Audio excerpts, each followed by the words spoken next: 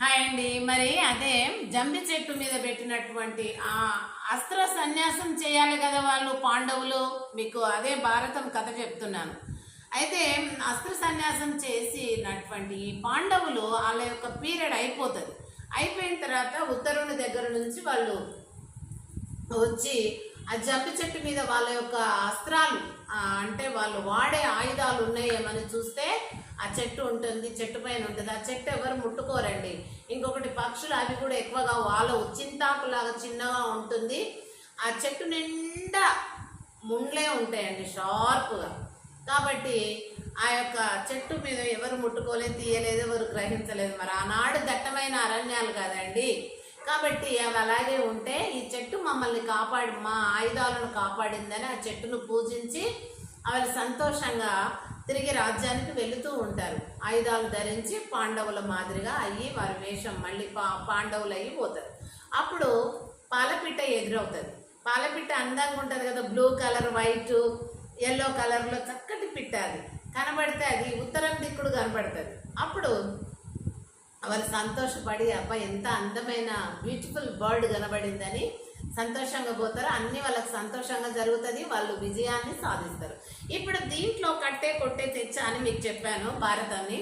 దీంట్లో మనం మోరల్ ఏంటంటే దుర్మార్గులు ఎంతమంది అన్నా ఉండవు, వాళ్ళు 100 ఉన్నారు, 1000 మంది ఉన్నా కానీ మరి సన్మార్గులు కొంతమంది 2-3 ఉన్నా కానీ ఈ సన్మార్గం నడుస్తున్నటువంటి వాళ్ళకు కష్టాలు చాలా వస్తాయి. ఈ దుర్మార్గులతోటి ఎక్కువ సంఖ్య వాళ్ళకి అదే కదా, కండబలము, మందబలము, పరిపాలన అధికారం బలం.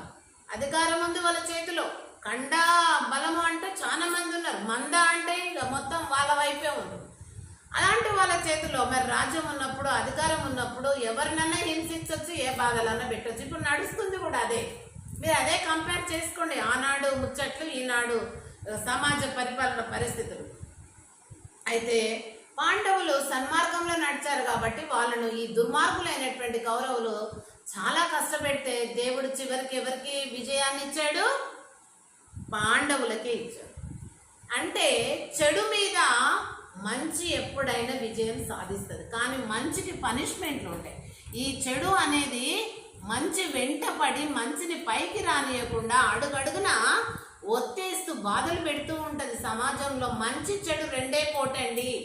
ఆ యొక్క చెడు అనేది మంచిని గెలవనీయకుండా తగులుతుంది, బాధలు పెడుతుంది, కానీ చివరికి మంచే గెలుస్తుంది. ఇవన్నిటికీ తట్టుకొని వెళ్ళిన వాడే మానవుడు. కాబట్టి ఈ కౌరవ పాండవులదే మనకు గుణపాఠం.